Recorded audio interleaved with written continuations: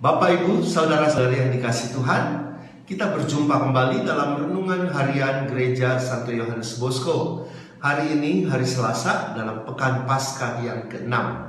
Semoga Bapak, Ibu, Saudara-saudari sekalian tetap semangat, jangan pernah kendor, dan selalu bergembira dalam menjalani masa-masa karantina ini.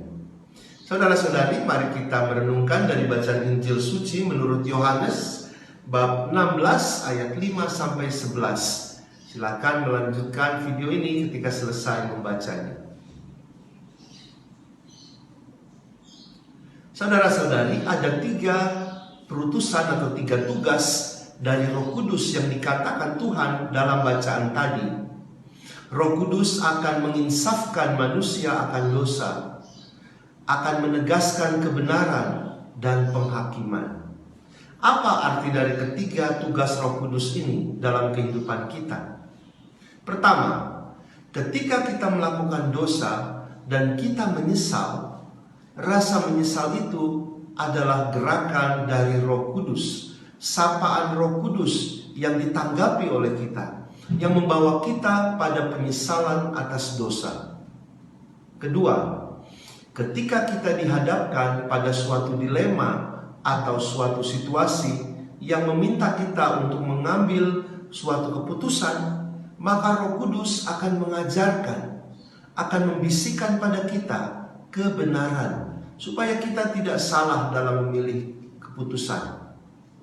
Ketiga, ketika kita melakukan suatu kesalahan atau dosa dan kita tahu dan sadar akan hal itu, maka Roh Kudus akan selalu menegaskan pada kita bahwa kita berdosa dan kita layak mendapatkan hukuman. Roh Kudus yang bersemayam dalam hati kita akan menghakimi kita atas perbuatan salah kita tersebut.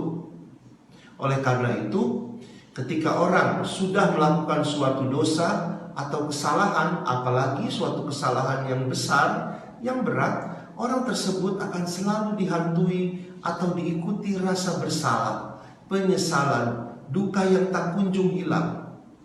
Itulah hukuman atas dosa di dunia ini. Tetapi Roh Kudus juga yang mengetuk hati orang itu untuk pergi berdamai dengan Tuhan, untuk pergi memperbaiki kembali relasi dengan Tuhan. Saudara-saudari, sekarang ini kita hidup dalam bimbingan Roh Tuhan.